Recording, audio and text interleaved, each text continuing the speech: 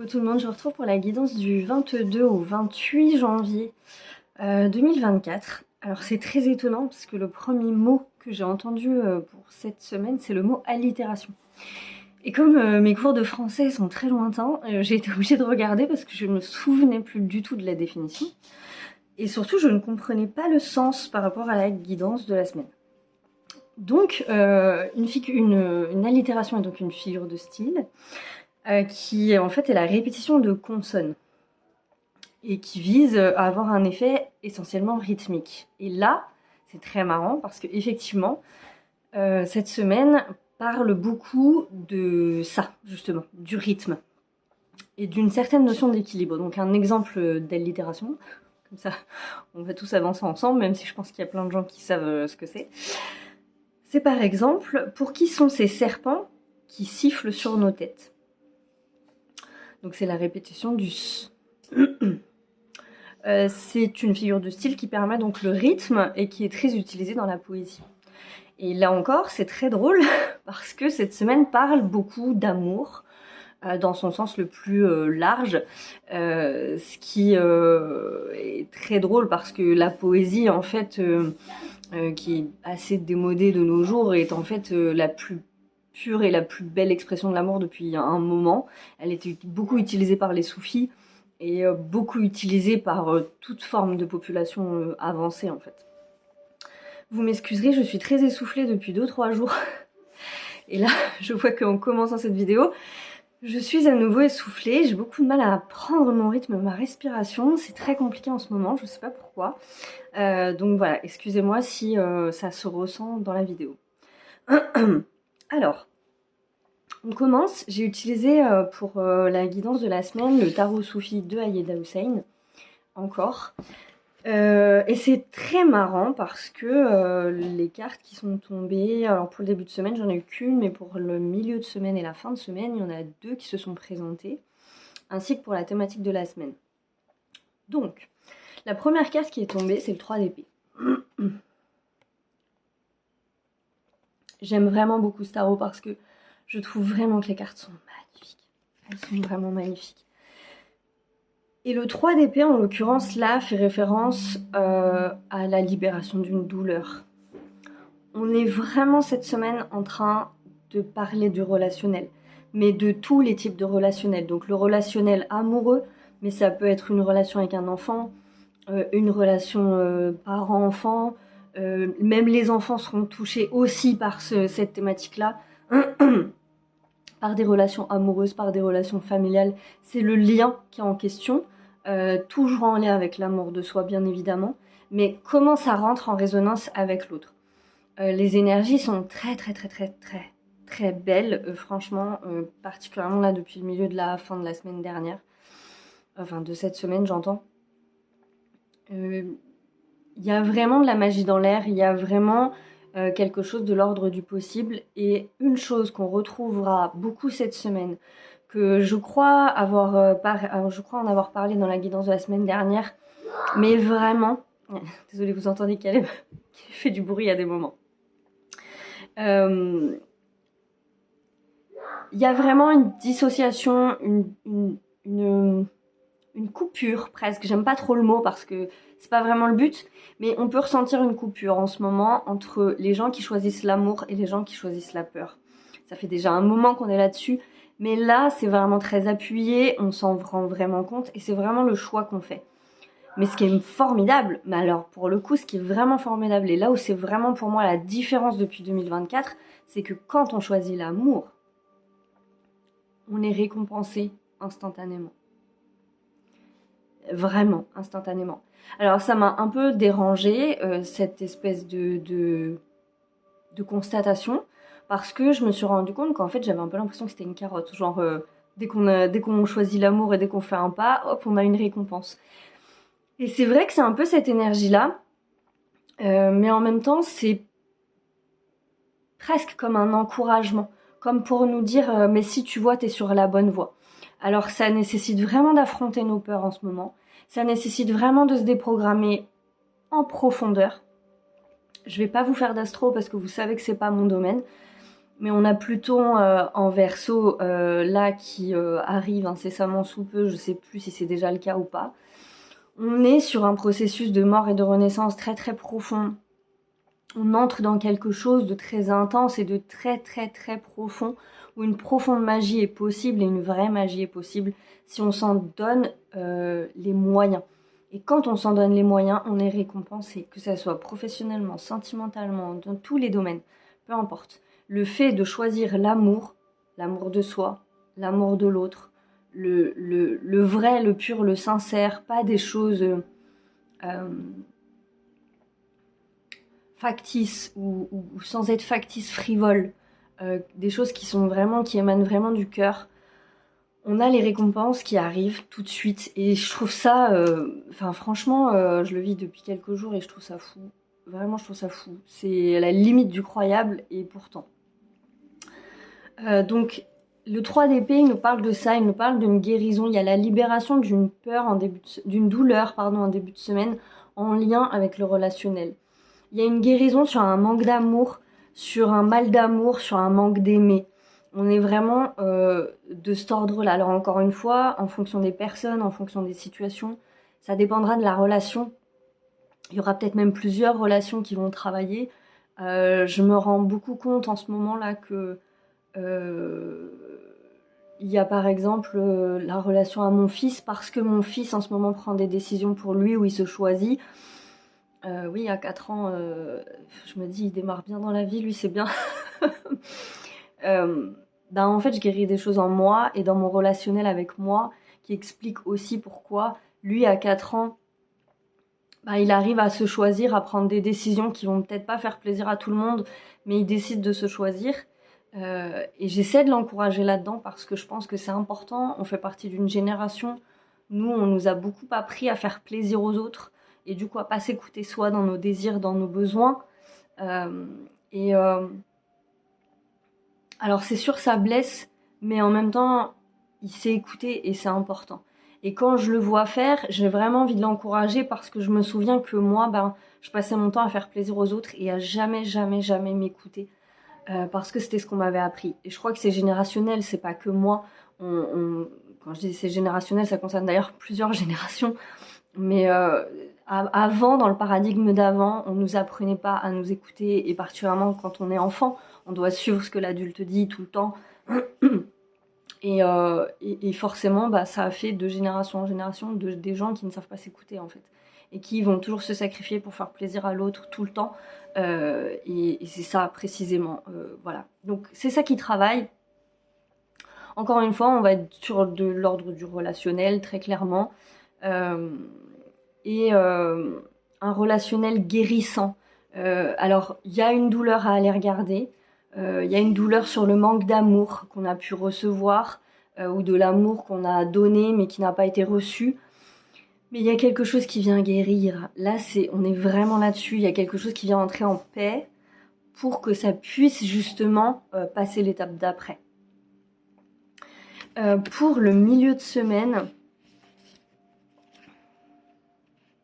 on a la carte de... Vous allez voir, c'est marrant parce que cette notion de récompense, elle apparaît vraiment dans les cartes. C'est assez dingue. Donc, on a la 4 de coupe pour le milieu de semaine. Et le 4 de coupe, en fait, il parle de l'ingratitude, d'un sentiment d'ingratitude. Vous voyez, il y a des coupes qui sont complètement pleines à côté de cet homme. Et vous voyez, il regarde de l'autre côté. Il les considère pas, en fait. Il les voit pas. Et cette carte, elle parle de ça. Elle parle de notre rapport à la gratitude. Elle parle de regarder particulièrement ce qu'on n'apprécie pas à sa juste valeur en soi, mais aussi chez l'autre. Peut-être.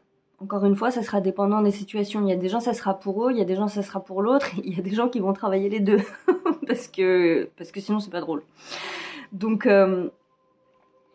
on est vraiment là-dessus. Et cette carte, je voulais vous la lire pour le coup parce que je trouvais le texte très pertinent. Donc elle parle aussi de nos insatisfactions, des fois où on a du mal à se sentir en gratitude et on reste dans cette insatisfaction, dans des pensées un peu limitantes et qui sont pas forcément justes d'ailleurs. Donc le 4 de coupe indique les conséquences d'un manque de gratitude. Il nous montre l'angoisse qui suit quand nous choisissons d'énumérer nos peines plutôt que de compter nos bénédictions, quand nous vivons dans le passé plutôt qu'ancrés dans le présent.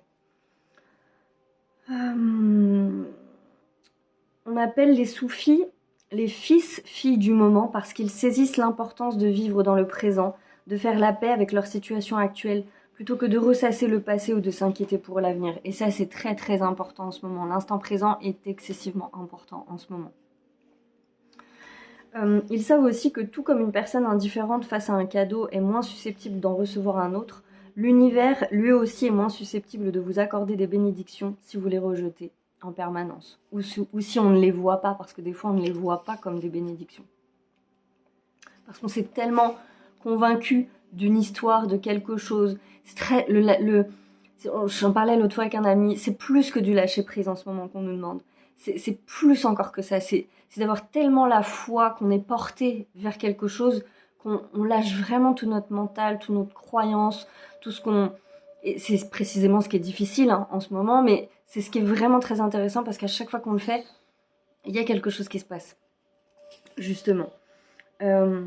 Lorsque cette carte apparaît dans votre tirage, examinez votre rapport à la gratitude. Une histoire soufie nous raconte qu'un ange trouve deux hommes tristes qui ne se connaissent pas assis dans un parc. Lorsque l'ange leur demande pourquoi ils sont tristes, l'un répond « Je n'ai plus rien, j'ai perdu ma famille, mon emploi et toute ma richesse. » L'autre dit « J'en ai trop, un emploi, un foyer et une famille parfaite. Pourtant, plus rien ne me stimule. » L'ange demande au premier homme de commencer à être reconnaissant, car cette gratitude attirera l'abondance, et il demande à l'autre homme de cesser d'être reconnaissant, car cela lui fera perdre tout ce qu'il n'apprécie pas. Donc en fait, cette carte, elle nous parle précisément de ça, de regarder vraiment nos zones d'insatisfaction et de regarder si elles sont justes ou si elles ne le sont pas, et d'entrer vraiment en gratitude avec ce qu'on a, que ça soit les relations, les biens, peu importe, notre rapport général avec cette notion de gratitude. Et là encore, la deuxième carte qui est tombée après, c'est le 6 de bâton. Et le 6 de bâton, j'ai pas vraiment besoin de lire le texte, d'ailleurs je le lirai pas pour celle-là parce que la carte elle parle d'elle-même, c'est la récompense. C'est-à-dire, il y a une récompense aussi sur le milieu de semaine par rapport à cette notion-là. Si on arrive à examiner correctement notre rapport à la gratitude, si on arrive à libérer finalement suffisamment de souffrance et de douleur en début de semaine sur ce manque d'amour, sur ce mal d'amour, pour accepter, il y a vraiment une notion de s'ouvrir à quelque chose, de s'abandonner à quelque chose, même si on ne comprend pas. Et Dieu seul sait qu'on en a des résistances et que c'est pas forcément facile en ce moment de lâcher le mental.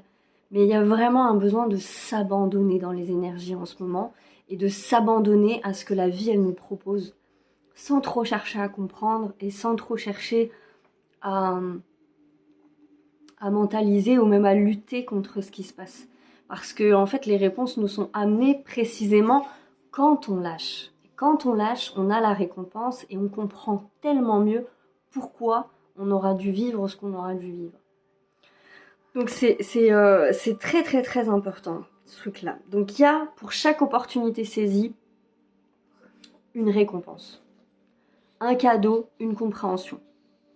Je mets le mot récompense, mais une compréhension, c'est aussi une récompense. Donc ça, c'est pour le milieu de semaine. Pour la fin de semaine, on a la carte du fils d'épée. Les cartes sont vraiment splendides.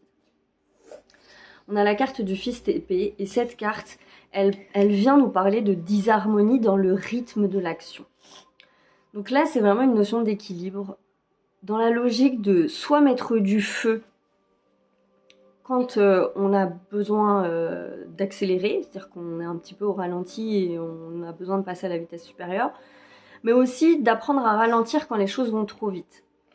Ça me parle beaucoup plus d'accélération sur cette fin de semaine. Si mes souvenirs sont bons, on a une lunaison sur le week-end, je me demande si c'est pas le 28. Et là, ce que je ressens, c'est plutôt un phénomène d'accélération. De toute façon, l'année ne va aller que comme ça. Et 2024, pour moi, il y a une accélération encore plus forte. Et pour moi, c'est le cas depuis janvier en tout cas. Donc là, il y a encore un petit d'accélération comme ça. Et là, ça nous demande vraiment d'apprendre à respirer quand ça va trop vite. Apprendre à respirer quand ça va trop vite. J'ai des problèmes de respiration. Vous voyez le... Donc d'apprendre vraiment à prendre son temps, même quand tout d'un coup, tous les événements s'accélèrent. De bien faire attention, en tout cas d'être attentif. Alors encore une fois, ça dépendra des personnes, et il y a des gens pour qui ça sera peut-être justement donner un coup de boost dans les choses, parce que les choses vont pas assez vite. Donc c'est pour ça que la carte parle avant tout d'équilibre. Moi je le ressens, pour moi, c'est plutôt apprendre à ralentir, parce que je vais avoir tendance à me laisser happer par le rythme. Si ça va vite, tout d'un coup, vous voyez, j'ai du mal à respirer, je vais vite aussi, et je m'emballe, et je perds ma respiration, et du coup je suis en disharmonie avec les énergies, avec moi-même, etc.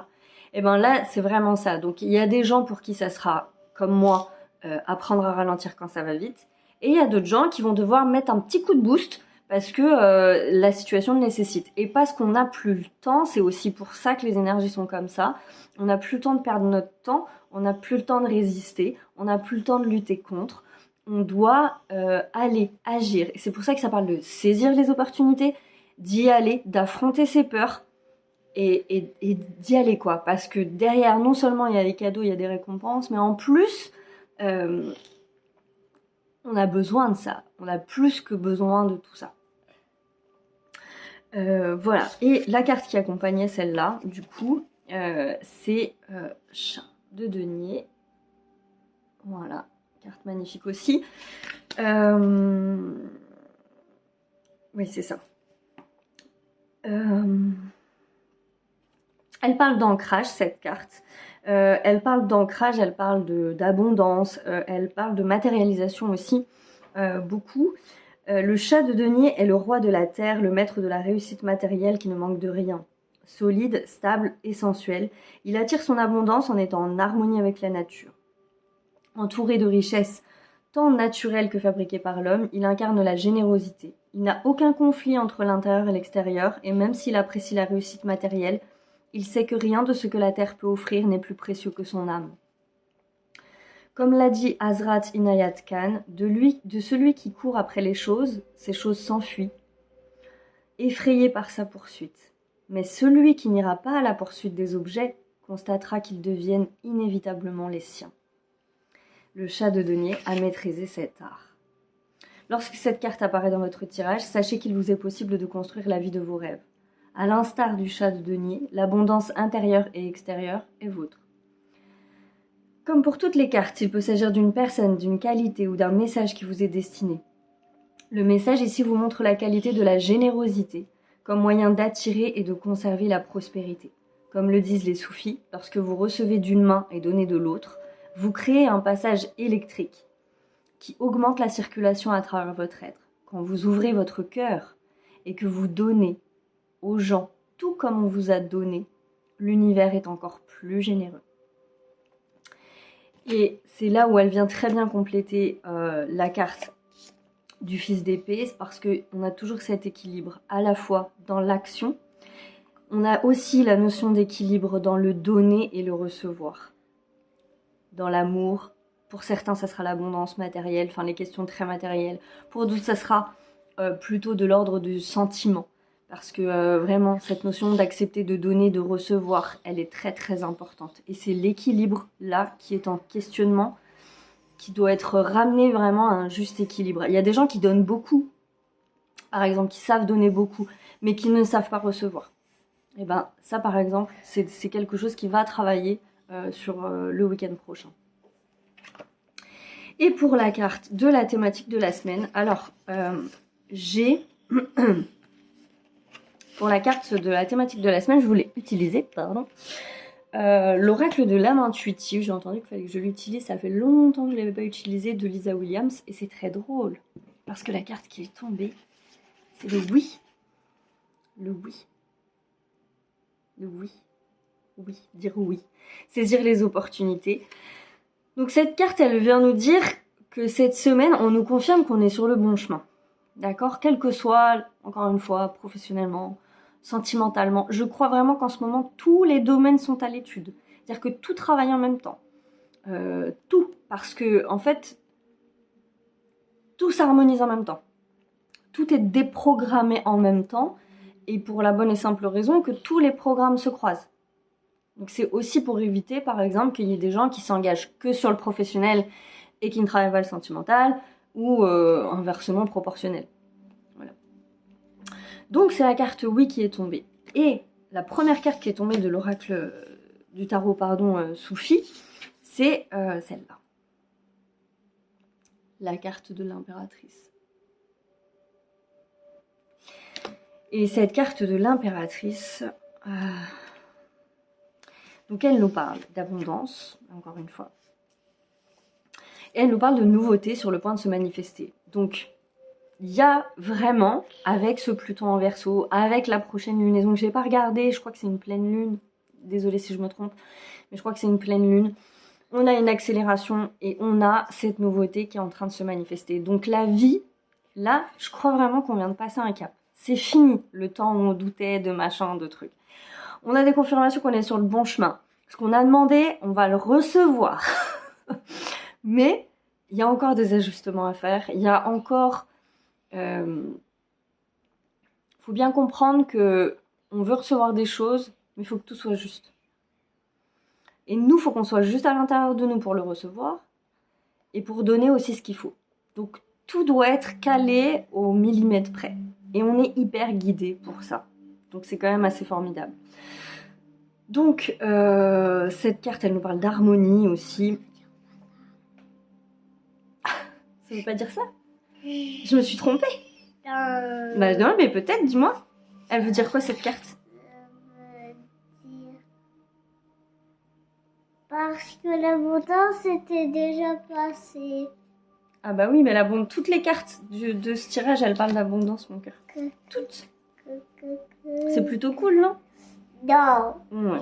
Non. Alors, voilà, donc l'impératrice ou la royauté intérieure et extérieure. On a toujours cet équilibre intérieur, extérieur, amour, non-amour, amour, peur, donner, recevoir, etc., etc. Oui, bah écoute, tu ouvriras ta chaîne et tu feras des vidéos. Tu me laisses terminer maintenant. Merci. Elle incarne ce que les soufis appellent l'aristocratie de l'âme. Une matière noble issue d'un raffinement intérieur qui ne peut que déborder. Elle est assise majestueusement vers un verger de grenadiers avec une forêt luxuriante derrière elle. Visiblement riche, elle a maîtrisé l'abondance dans le monde physique sans renoncer à son lien avec notre terre, avec notre mère, la terre, pardon. Shabanu, donc l'impératrice, donne et nourrit les autres, mais n'oublie pas de prendre soin d'elle-même. Elle incarne la qualité de Rama, l'amour inconditionnel. C'est l'une des principales qualités du divin, et elle vient de la racine du verbe RHM, je sais pas, qui signifie utérus. Ce lieu nourricier, d'où naît toute existence. Caleb, s'il te plaît, je peux pas me fâcher, tu me laisses terminer, tu te tais, s'il te plaît.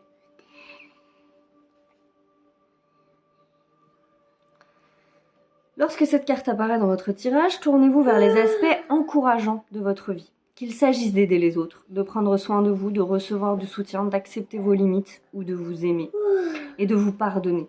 Cette carte vous invite à être gentil avec vous-même. Au niveau le plus élémentaire, elle fait référence à une influence maternelle ou à une grossesse. Mais cette grossesse peut aussi représenter une nouvelle idée, un projet, un art, une relation ou une entreprise. Shabanu représente la puissance créatrice du féminin qui peut être appliquée à n'importe quel genre. Elle vous demande d'ancrer votre énergie, d'être en harmonie avec la terre et d'utiliser son pouvoir de guérison pour soigner et régénérer les déséquilibres potentiels. Seulement ainsi vous créerez l'amour, l'harmonie et la beauté intrinsèque à votre nature. C'est la toute première carte qui est tombée du tirage avant même que je ne tire les autres. Et vous voyez que l'ensemble du tirage est plutôt très très cohérent. Donc moi, j'ai terminé. Je vous souhaite une excellente semaine, mais je pense qu'elle sera plutôt bonne. Franchement, ça a l'air bien parti. Donc voilà. On vous embrasse. Hein, voilà. Il est en forme. Et puis nous, on va aller au parc. Et voilà, très bon week-end, très belle semaine. Et franchement, dites oui pour cette semaine. Un oui, un grand oui. Voilà.